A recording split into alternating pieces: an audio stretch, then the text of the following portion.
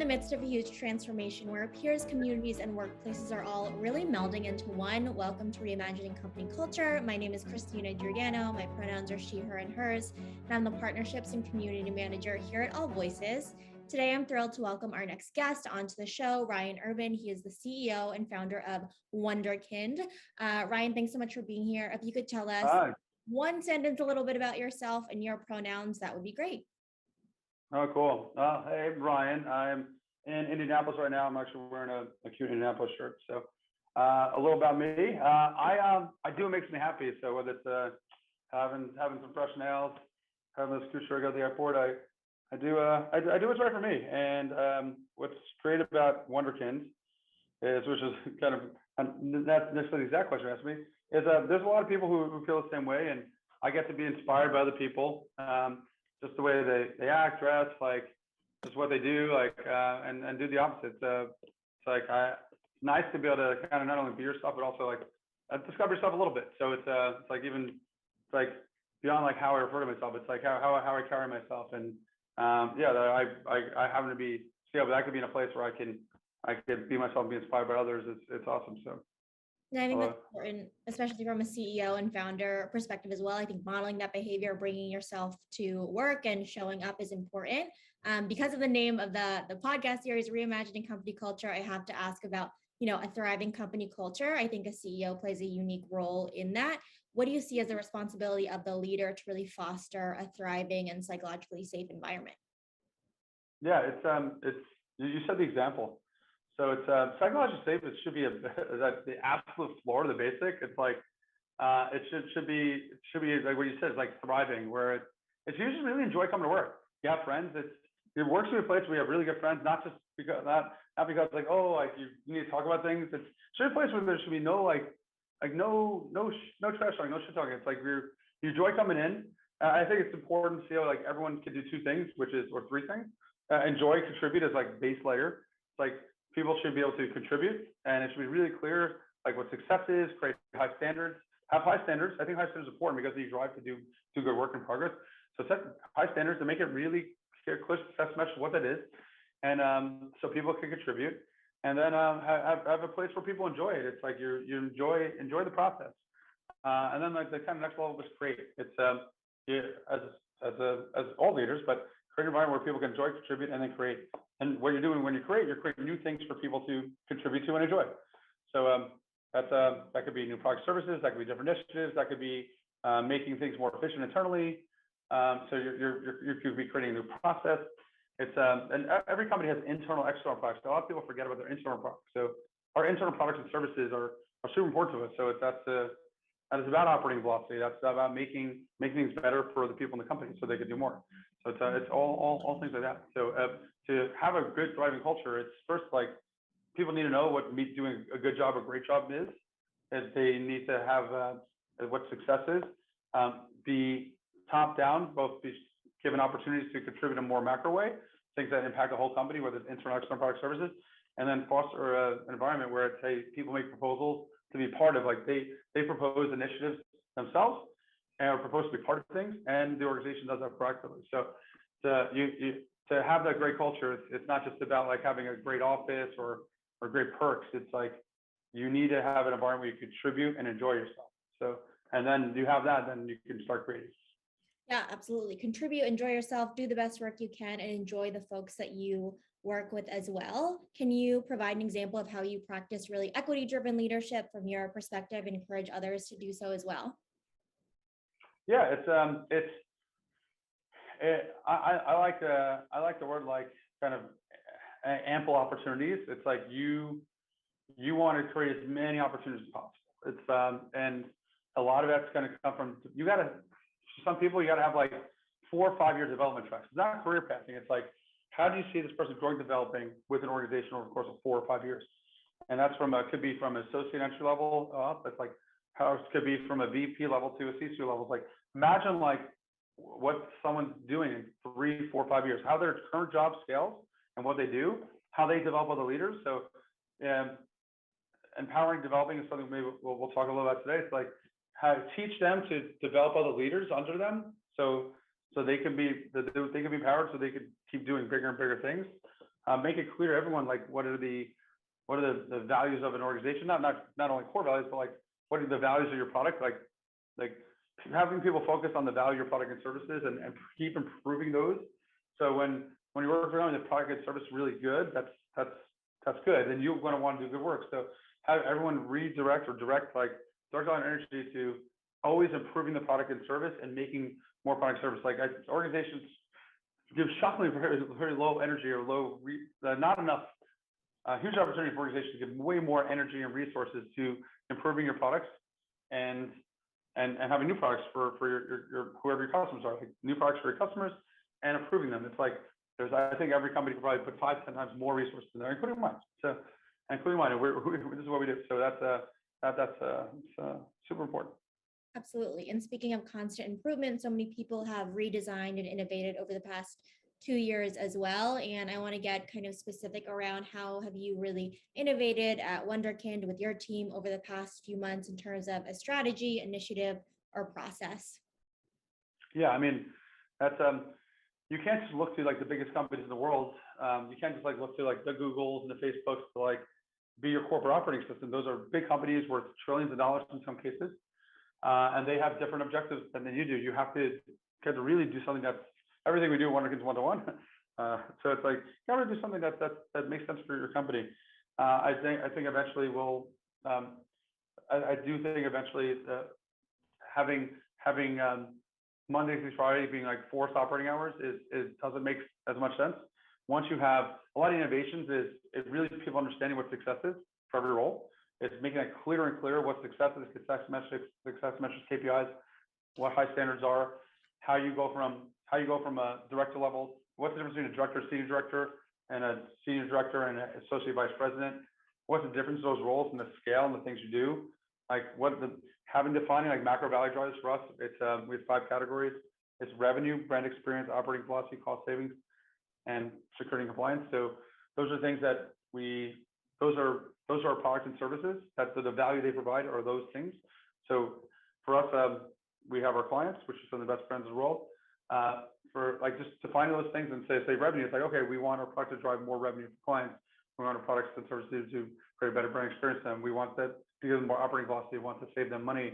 We're enterprise. We want to improve their compliance and security so they can operate their business. And then we have all those 5 things internally too. So it's opening up the revenue lines, improving the internal brand experience, creating more internal operating velocity, saving the company money, us being more compliant. So it's like define those categories, and then as you move up the organization, there's more expectations of how you deliver in those macro ways. So how are you contributing those 5 value categories for our internal clients or external clients? How are you contributing that in addition to your regular role, which you have your regular success measure. So what part of the hive are you in?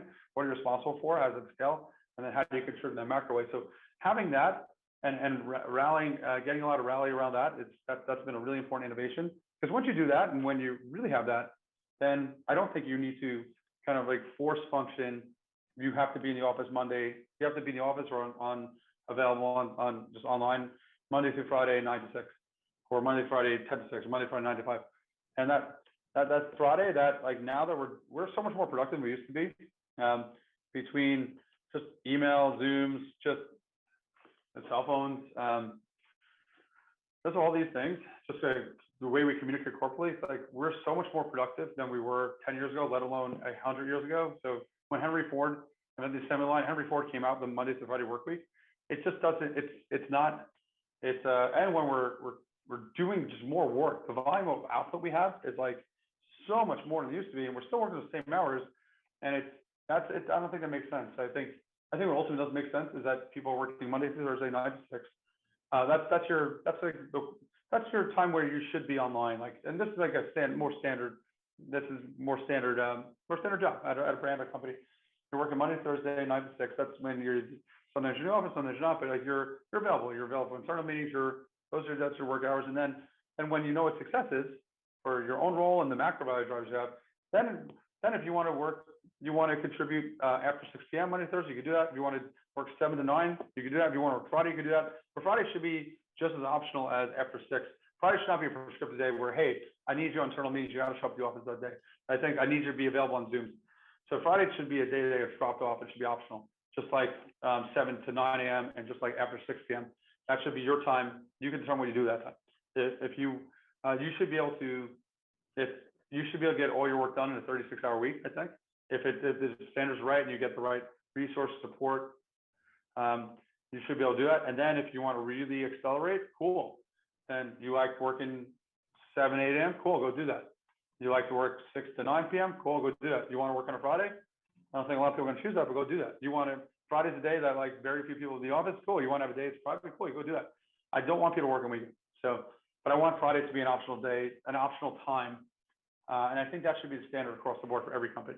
And I think when Friday's an optional day, it's you have that day to yourself. It's you're going to be much happier in life. It's like it should be like 80% of people should really enjoy their job, and it's like more 20%. So it should be more 80%. I think that's a big part of it. Because weekends aren't like, yeah, weekends are off, but like weekends you might have your children, you might have your husband, you might have your wife, you have your parents, you have your friends kids. That's like not your day. It's like you have your pets. Like you need a day that's just for you. You need time that's for you. You need that, and I think Friday's for that day. Absolutely. I agree with the 36-hour work week. I agree with the Fridays and having those kind of key pillars and key performance metrics. And whenever you can make those deliverables, I think having the flexibility to do that is really important. And having leadership exemplify that is also really important and empowering to see people do that. How do you, as the CEO and founder of the company, really keep a pulse on what's happening on the front lines with the team and customers? And how do you really practice employee kind of listening and feedback at Wunderkind? Yep. It's the hardest thing to do for any like founder CEOs to build a great leadership team. That's the hardest thing to do. And then having really great people and that run all your departments, and then those going smoothly and where they scale over time. And then also having those people like each other, just like each other, work well together. Then have the leaders like see company first, see like leadership team first and company first before the departments. Those are the things that you need to do. To be on the pulse of everything, you have to have that real trust. You have to have all those things in place, and then you have to trust in them. And then those people are really on the ground with their people, and then everything works its way out. If you don't have leaders that like each other, you have to have really good leaders. You can't have weak links leaders. Like if there's one weak link on a leadership meeting, everyone's just going to talk about it. It's like, oh my God, it's like, but then someone's not holding up their weight. It's like, so you need great leaders. They have to like be able to, and those leaders need to be able to build other leaders to build other leaders. So you need like that leadership machine. Otherwise, like a great leader won't be a great leader in 2 years or a year because the tree will break because then the organization's scaling or not. So you have the great leaders. They have to be able to, they have the high energy index, which is like they're contributing not only the other department, other departments. They got to like the other people in the other departments. They got to work together as one, see company first, and build leaders to build leaders. So that's and to actually execute on that, that's when you see companies that become these like extraordinary companies. Those are the companies that can go do that and build like that that system. And then things really work well. Then it's like then you ever watch Cesar Millan? You see like a pack of dogs when there's a troubled dog, they bring it into the pack because the packs will tell you like when a pack's operating as a pack, it's when something's off. Well, like those people know, it's like, oh cool, this is how a pack operates. This is how you treat each other. You have discipline. You don't do this thing. Like so you don't like our company. It's like it's not okay if you're not allowed to like you communicate with people. You don't talk shit about them. Like it's it's really important that you communicate and you're really direct, like in a really nice way. It's like have conversations with people. It's not okay to like get people like, oh, like this person or this department. No, like you need to communicate is super important. So it's not that hard to do. So it's so we have a high standard for that. And energy index is something that's important to us. And that's one of the innovations we've driven. It's like letting people know that, hey, your words and how you're contributing to other people's, how half the way ultimately you'll have your contribution can come from how your energy is influencing other people, not on your team, but other teams. So it's not only about hitting your metrics, it's half it's like how you influence other people. So, and that's energy index is super important. Absolutely. How do you measure the effectiveness of your own leadership on the team? Yeah. Is there having those success metrics and things we're responsible for, are those things going up? And are the people on their team recruiting other people? So how are the people on their team, are they referring other people to Wunderkind? So you can do surveys and surveys are cool, but the real survey is like, instead of saying, are you happy? And like, would would you refer your good friends? Like, are the strongest members referring? Are the strongest members like squatting up, bringing all their people in? And you can look at the departments. It's like, what percentage of people are referred by other Wunderkinds, and like, are the people who are who are established really strong performers, are they thriving more? Are they moving up to bigger roles? How are they developing? It's not like retention. It's like, how are the strongest performers, which you can have 75% of performers the strongest performers. It's just a level. It's like, what percentage of people are getting to this high level, and how are they developing over time? It's like, you want to see people moving up, like, not just from tenure, not just because you put your button in the microwave 3 minutes, like, ding, okay, now you got promoted. It's like how are people developing, growing? Are they excited? How's their energy? Like, they're excited to hire people, recruit people, like refer people. Like, that's how you value leaders. It's how is their tree doing? Like, every leader is a tree. So what's the health of their tree, their hive? Like, so they're the part of the hive. So that's what you look at there. And you can tell. So it's also like really cool when leaders like give 2, 3, 5 years, 8 years of service, and like, now it's their time to either do something on their own, go to something smaller, like go to something even bigger scale. Like, yeah, it's like people are going to have, not everyone's going to have a 20-year run. So some people are going to have a great 3-year run, a great 5-year run, great year run. Like, they'd be happy for that too. So that's important too. Absolutely. I think internal mobility, fostering growth, really listening to where people want to grow as well. Their energy index, as you were talking about, is really important as well. I've asked some specific questions around company culture and innovation, but if you were to prioritize one problem or situation, maybe one internal and one external that's taking up the most space in Ryan's brain, what would it be? Okay, so a lot of times questions are worded as like, what are you solving for, or there's like a problem with some of this. So there's 3 levels of organizations. So level 1 organizations are organizations that are companies that they started by solving a problem in the industry, and that's like kind of level 1. Much bigger organizations are much like strong organizations or level 2 organizations, where they take something that's going great and they make it much better, like Google. Like, they made a much better search engine. For Amazon, they took eBay indexed every item in the world on the internet in one site, and Amazon made a better version of that. Ultimately, Amazon's book sales are like 0.01% of their sales, maybe more, but it's not even 1% of their sales. Like, Amazon's original breakthrough was, Amazon originally was solving a problem. Like, oh, here, you can't like you go to bookstore, you can't get every book, this whole thing. So, let's deliver it. And like, okay, cool. But then when Amazon started becoming really big is when they took what eBay did and they made it organized. Like, eBay was, you search on, you get like a gajillion results. And also, like, you're paying different people and there's crazy shipping things. You don't know where you're gonna get the item. Amazon says, hey, we're gonna do what eBay did. You can find every item on the internet in one site, except we do a search. There's one page, and we make sure that you pay us. You're not paying some separate third party, and we make sure fulfillment's tight.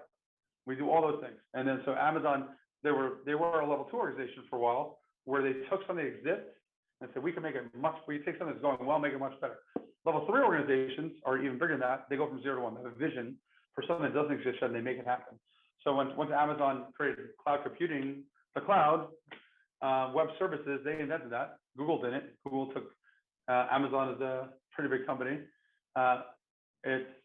Google's doing great now, but when Amazon invented cloud computing, that you could go buy like just cloud computing, you need to set up your own servers. Like, that enabled my software company, working with someone like this, that saved me millions of dollars. I was able to get my company running multiple years quicker. They changed the whole game for something. So that's a level 3 organization. So to answer your question, which was like, hey, if you're going to solve one problem, one thing right now, if I'm going to focus on one thing, I'm not going to do a level 1 thing. So level 1 thing is solving a problem. Level 2 thing is taking something that's going great and doing it better and more scale. Level 3 is going 0 to 1. So I generally I think CEOs shouldn't be at the point where they're doing mostly level 3 things, where they're creating new things 0 to 1. And say like a 4-day, from a corporate operating system standpoint, it's like that those success metrics, make sure everyone has that, the macro values, the 4-day work week, like making that a thing everywhere. That's like a 0 to 1 initiative on the people side, on our internal product service, which we want to get out. So that's super important right now. So that would be, I'll give you on the people side, on the internal side, that on the external side, it's It's really coming out with we have our products and services so good, they drive 15, like they can increase any brand's revenue by 10 to 20%. It's great. But we want to really create a marketing operating system, a place for brands, how they communicate. It's a real true marketing operating system. So that's and some of the outputs are great brand experience, like 30-40% of revenue can really, growing a business 30-40% is amazing. So and by doing that, by improving the customer experience, by creating a great brand experience. So for me on our regular products, it's really having that marketing operating system for brands and marketers. So that's the one thing. That's more of a 0 to 1 thing. So, and at different levels of the organization, there's plenty of people who are great at solving problems, and there's great at people who are like VP level is taking things that work really well and doing them better, more scale. And then C-suite level is at that level 3. That's okay, going 0 to 1, having a vision for something that's really important at ecosystem scale and doing that. Absolutely. A lot of level 3 priorities going on, which I think definitely makes sense. Moving the company forward, innovation. Ryan, when was your last, personal learning moment? Yeah, it's most personal learning moments are communication. It's like how you communicate with others, how your energy impacts other people. Those are literally learning. You need to have those things every day. It's like every day you're going to have energy index learning moments. That's just it. It's how your words, how your actions, how your energy, your vibe is impacting others. Is it motivating, demotivating, smooth? Like that is it. It's and you want good energy. It's not about like, oh, don't have bad energy. So like, hey, how good energy works there. So that's your learning moments are based off of that. And sometimes you learn when your energy is not the best, but you mostly learn when your energy is good and you contribute in a good way where like people are just very energized, very motivated, very just ready to give good energy to themselves, like pay it forward. Like that's those are much learning moments, the things that work. So it's a lot of people think you learn from failure. When you learn from failure is one thing that didn't work. You learn from success. So when you take something that works, you find something that works, cool. Let's improve that and do more scale. So the beautiful is then you get something that works. Like boom, then something explodes. So when you get to 1 on something, then you go 0 to 1 is one thing, and it's awesome. Once you're at 1, you go from 1 to N, and N is like eternity. It's like N is amazing. So that's where like all the magic happens when you get to 1. 1 to N is awesome. So. Absolutely. How do you protect your energy levels and prevent burnout? You should always be doing things that you're good at and you enjoy, and then you should always be empowering other people to do those things that you're best at. And if the people who empowering is very different than delegating. So delegating is you take a lot of your low leverage stuff, things that are the worst, that are not the best use of your time, at least effective use of your time. It's either something that you enjoy, you're not good at. More commonly, it's something that you're good at, you don't enjoy.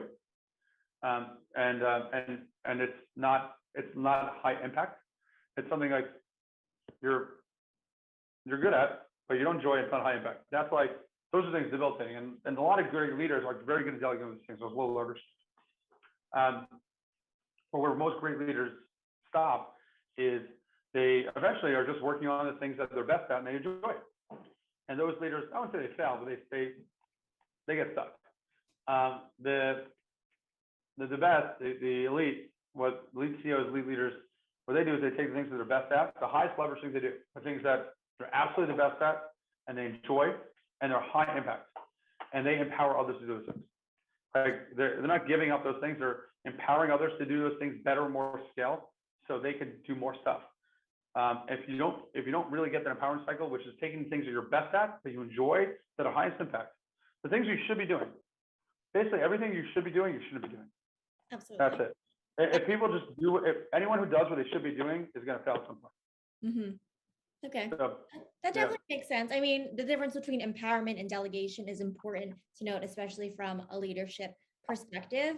Ryan, I know you shared a little bit about kind of Wunderkind and your strategy and your journey as well. Is there anything I didn't ask that you want to share with our audience listening, or underscore bold, italicize, key takeaway you hope folks bring with them? Well, Joe, one of the reasons I do this is like, it's like we're really trying to push things forward on like a corporate operating system and how people should. You're spending a lot of time work and you should enjoy, contribute, create. So it's anyone that's really cracked something, just email me. You can do Ryan@wunderkind.com.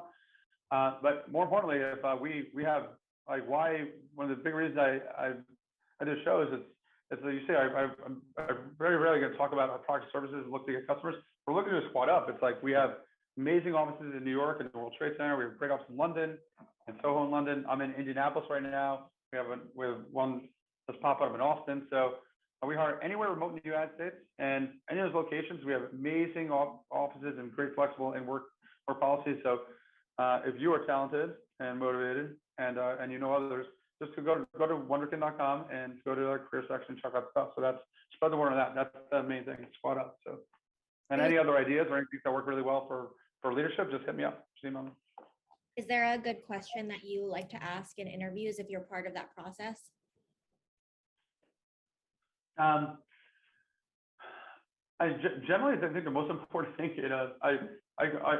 interviews to me are conversations, and it's always recruiting generally. So it's I like to see what people enjoy building. Like what is their design, what do they enjoy doing, and what have they done, and what was their big success in the past 2 years, and like of the system they designed, like how deep did they go in designing a system of thing, like did they own something end to end, were they a part of something? So like I like people who just enjoy building and were like owned it end to end. So if they were like you're owned end to end, you did it, and you'll know the details of that. So it's like who's really a builder. I like and more of the questions people ask me. It's like what's the curiosity on what we do, where we're going, like what's exciting, like just squatting up here. Like I look at you're squatting up here. This is not a serious thing. This is a 5-year plus thing. So it's like I want people who really want to squat up and jump in here. So. Absolutely. It's a dual interview process. You have to ask curious-based questions as well. Ryan Urban, thanks so much for being on Reimagining Company Culture. Thank you. Thank you, Christina. Absolutely. And as a reminder for folks who are listening at AllVoices, we really believe in employee feedback management as a key metric for success. Have a